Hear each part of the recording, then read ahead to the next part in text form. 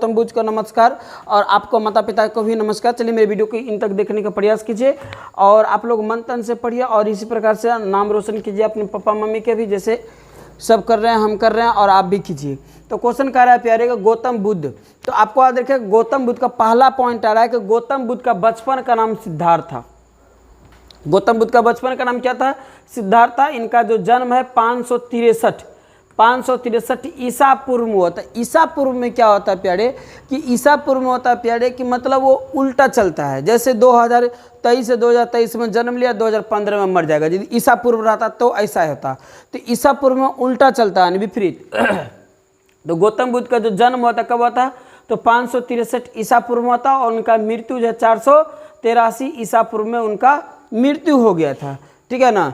इनके पिता का नाम ये शुद्धोधन था। क्या था? इनके पिता का नाम शुद्धोधन था और माता का नाम महामाया।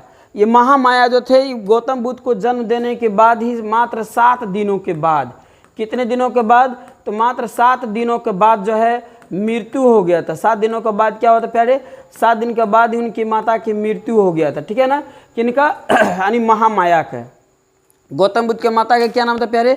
तो गौतम बुद्ध के माता का नाम था महामाया, जिनका मृत्यु जो है मात्र 7 दिनों में हुआ था। यानी जन्म होने के बाद जो है 7 दिन में जो है इनका माँ मृत्यु को हो गया। किनका? यानी महामाया। गौतम बुद्ध के माँ का नाम था महामाया, उनका मृत्यु क्या करता? तो ये सुशोधन जो था शुद्धोधन जो था उनके पिता, यानी कि गौतम बुद्ध के पिताजी थे, उनके अपने यानी कि एक उन्हीं के बहन से शादी कर लिया। यानी तो वो क्या हो गया? एक सौतेली माँ कहिए या मौसी कीजिए। ठीक है ना। ये जो थे मौसी, उसका मौसी का नाम था गौतमी। प्यारे याद रखिएगा, उसका मौसी का क्या नाम था? तो उसका मौसी का नाम गौतमी था प्यारे। क्या था? तो उसका मौसी का नाम गौतमी था। उसी से विवाह किया। ठीक है ना। गौतमी से विवाह किया। ठीक है ना। और उसका लालन पालन जो कौन हुआ? किसी का आधार पर हुआ? तो लालन पालन जो उसका कौन किया? तो गौतमी किया थी। इसी का नाम पर इसका गौतम नाम रखाया गया। ठीक है ना। गौतम नाम क्यों पड़ा? खड़खड़ मत करो। गौतम नाम क्यों पड़ा? तो इसका जो गौतम नाम पड़ा जो है ना, इसका माँ जो था महामाया, गौतम बुद्ध को जन्म देते ही मात्र 7 दिनों के बाद क्या हुआ? उनके मृत्यु हो गया। ठीक है। अब उसका लालन पालन कौन करता? तो ये जो था शुद्धोधन, इनको जल्द परिस्थितियों में इनको विवाह करना पड़ गया। किससे? तो उसकी बहन यानी कि गौतमी से। किससे विवाह कर लिया? उसकी बहन गौतमी से विवाह कर लिया। ठीक है ना। उसका लालन पालन कौन किया था? तो गौतमी किया था। कौन किया था? तो गौतमी। इसी का नाम पर गौतम नाम रखा है। क्या नाम रखा है? तो गौतम नाम पर है। किसके? तो गौतमी के नाम पर। ठीक है। अब यहाँ पर आया तो अब देखिए एक क्वेश्चन यहाँ पर यह भी आ सकता है। ठीक है ना। एक क्वेश्चन ये भी आ सकता है कि गौतम बुद्ध किसका अवतार था? तो गौतम बुद्ध याद रखिएगा, गौतम बुद्ध जो है विष्णु का अवतार था। गौतम बुद्ध किसका अवतार है? आपका क्वेश्चन ऐसे भी पूछा जा सकता है कि गौतम बुद्ध किसका अवतार है? तो गौतम बुद्ध विष्णु का अवतार है। ठीक है। वर्तमान में जो है इसका जो जन्म स्थल है, यदि स्थल की बात करें तो अभी वर्तमान में यह नेपाल में पड़ता है। कहाँ पर? तो लुम्बिनी नामक स्थान पर हुआ था इसका जन्म। कहाँ होता है? तो इसका जन्म जो है प्यारे लुम्बिनी नामक स्थान पर होता है। वर्तमान में यह नेपाल में पड़ता है। लुम्बिनी वर्तमान में कहाँ पड़ता है प्यारे? तो लुम्बिनी वर्तमान में नेपाल में पड़ता है। ठीक है ना। तो आपको कई क्वेश्चन आदि हो गया होगा। तो आपको क्वेश्चन पूछेगा कि गौतम बुद्ध का बचपन का नाम क्या था? तो बोलिएगा गौतम बुद्ध का बचपन का नाम सिद्धार्थ था। गौतम बुद्ध के बचपन का नाम सिद्धार्थ था। हाँ, गौतम बुद्ध के बचपन का नाम क्या था प्यारे? तो आपको याद रखा गौतम बुद्ध के बचपन का नाम सिद्धार्थ था। ठीक है। और उनका माता का यदि नाम कहा जाए ठीक है, उनकी माता का यदि नाम कहा जाए तो उसके माता का नाम महामाया था। उनकी सौतेली माँ का नाम पूछ दे तो उसको सौतेली माँ का नाम बोलिएगा गौतमी। सौतेली माँ का क्या नाम बोलिएगा प्यारे? गौतमी बोलिएगा। ठीक है। और उनके पिता का नाम पूछ दे तो शुद्धोधन बोलिएगा। क्या बोलिएगा? शुद्धोधन। उनका जन्म पूछ ले तो 563 ईसा पूर्व उनका जन्म कब हुआ था? तो 563 ईसा पूर्व हुआ था और मृत्यु जो हुआ था 483 में हुआ था। ठीक है ना। अब आपको क्वेश्चन ऐसा भी पूछा जा सकता है कि किसका अवतार, गौतम बुद्ध किसका अवतार माना जाता है? तो गौतम बुद्ध जो है विष्णु का अवतार माना जाता है। ठीक है। और इनका पूछेगा कि इनका जन्म स्थल कहाँ है? तो वर्तमान में जो है ये जो है लुम्बिनी कहाँ पर है? तो नेपाल में चले गया। वर्तमान में विभाजन होने के बाद कहाँ पर चले गया? ये नेपाल में चले गया। अखंड भारत में जो था यानी कि कहा जाए तो भारत में ही जन्म लिए हैं। ठीक है ना। अब चलिए यहाँ के बाद आगे आइए कि गौतम बुद्ध का बचपन का नाम सिद्धार्थ। ये क्वेश्चन तो हो गया। गौतम बुद्ध का बचपन का नाम सिद्धार्थ था। अब इसका प्रथम गुरु जो थे, इसके प्रथम गुरु यानी प्रथम गुरु कौन थे? तो आपको याद रखिएगा प्रथम गुरु आलर्म कालम था। कौन था? आलर्म कालम। ठीक है ना। इसका याद रखिएगा, आपको क्वेश्चन पूछ ले जाएगा कि गौतम बुद्ध के प्रथम गुरु कौन थे, तो आपको याद रखिएगा गौतम बुद्ध का प्रथम गुरु आलम कालम थे, और उनके पिता जो थे, उनके पिता किसके, तो गौतम बुद्ध के जो पिता थे तो वो जो थे शाक कुल के मुखिया थे। शाक कुल के मुखिया का मतलब वो राजा होते हैं, यानी कि शाक वंश हुआ करते थे, उसका हेड हुआ करते थे, इन्हीं के आधार पर शाक वंश चलता था, ठीक है ना। तो गौतम बुद्ध का जो है मतलब अनुमानता लगा दिया, पहले ही लगा लिया गया था, ठीक है ना। कुछ विद्वानों ने आया था, उसको यानी कि भविष्यवाणी किया था कि यह जो है आगे चलकर, ठीक है ना, एक सन्यासी बनेगा और जग को उद्धार करेगा। किसके बारे में बताया था, तो गौतम बुद्ध के बारे में बताया था, ठीक है ना। इसलिए उनके पिताजी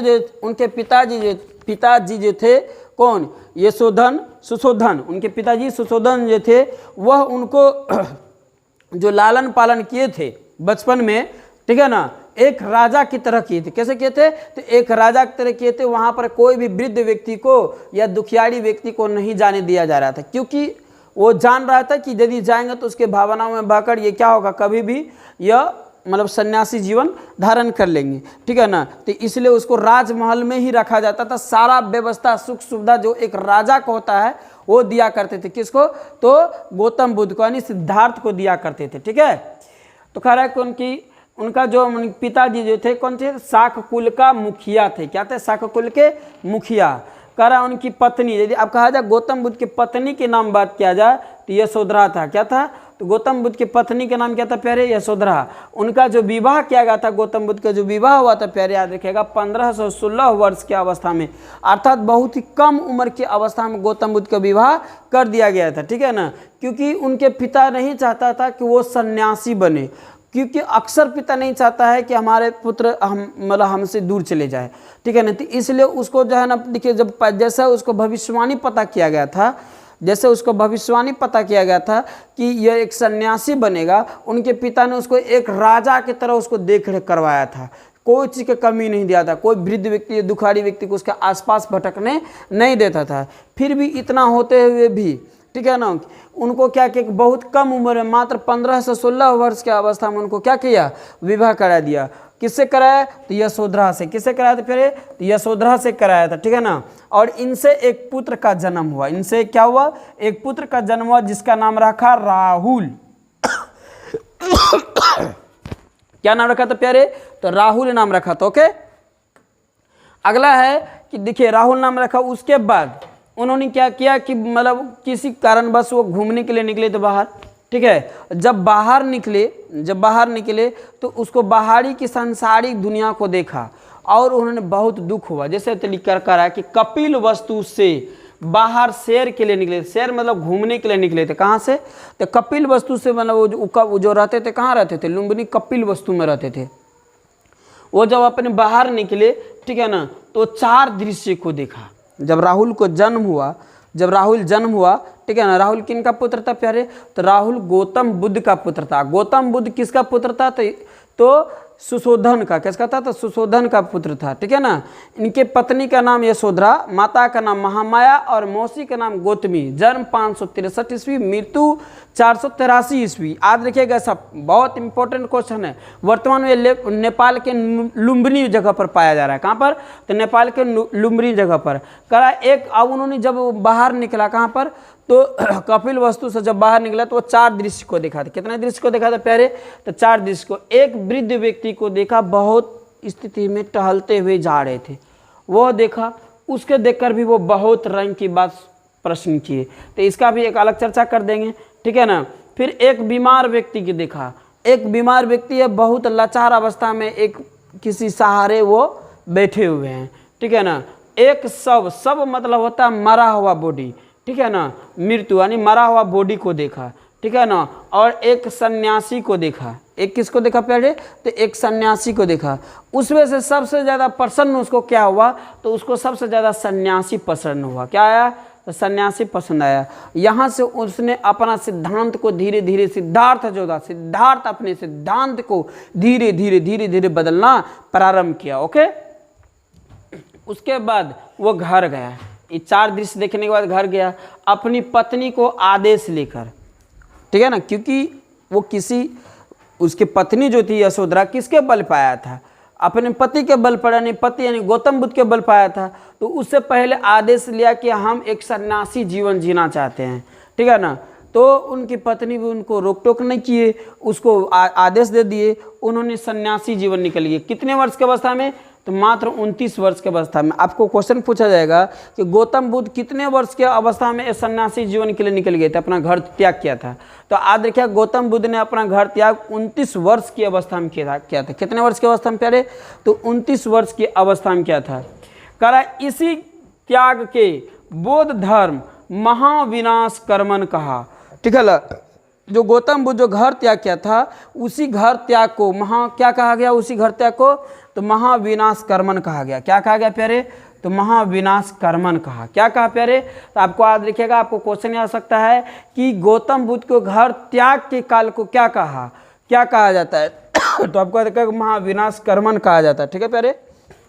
खांसी हो रहा है बार बार, इसलिए 4-5 दिन से बहुत तबीयत खराब था, जबकि डॉक्टर बेड रेस्ट कहा गया है, मतलब ज़्यादा टेंशन लेने के लिए कहा, लेकिन क्या करें, क्लास लेना उतना ही ज़रूरी है जितना बेड रेस्ट ज़रूरी है। तो हम काम चला लेते हैं, लेकिन प्यारे आप लोग क्लास कीजिए, बहुत मेहनत कीजिए, हम आपके लिए अक्सर तत्पर रहेंगे अपने चैनल के माध्यम से, ठीक है प्यारे। तो क्वेश्चन है कि बिना भोजन, आप देखिए जब वो 29 वर्ष की अवस्था में जो वो घर त्याग किया, तो वो जो है क्या कहलाया? तो महाविनाश कर्मन कहलाया। क्या कहलाया? तो घर त्याग की अवस्था को क्या कहा गया? तो महाविनाश कर्मन कहा गया। क्या कहा गया प्यारे? तो महाविनाश कर्मन, या घोड़े बोलिएगा, ठीक है ना। घोड़े का जो है महाविनाश कर्मन के आधार पर लिया गया, ठीक है ना। कराया कि भोजन, बिना भोजन के ग्रहण किए वह 6 वर्ष कठिन तपस्या में लगे हुए थे। कितने वर्ष तक वो कठिन तपस्या में थे? तो 6 वर्ष तक वो कठिन तपस्या में लगे रहे, और 6 वर्ष की कठिन तपस्या के बाद गया के, यानी गया के बोध वृक्ष के नीचे, गया के बोध वृक्ष के नीचे 35 वर्ष था। उसके बाद उसका कितने अवस्था भी गुजर गया प्यारे? तो उसका टोटल मिलाकर उसका अवस्था गुजर गया 35 वर्ष हो गया। 6 वर्ष वो ध्यान अवस्था में रहा, 29 वर्ष में निकला था। 29 में एक दीजिए 30 इधर बच गया 5, यानी 35 वर्ष की अवस्था में उसको बोध गया में, कहाँ, जो बिहार राज्य में पड़ता है, कहाँ पर पड़ता है प्यारे? तो बिहार राज्य में पड़ता है, ठीक है ना। वहाँ पर जो है बोध गया में एक पीपर के नीचे, कहाँ पर? तो एक पीपर के नीचे, ठीक है ना। वैशाखी पूर्णिमा का दिन, किसके दिन?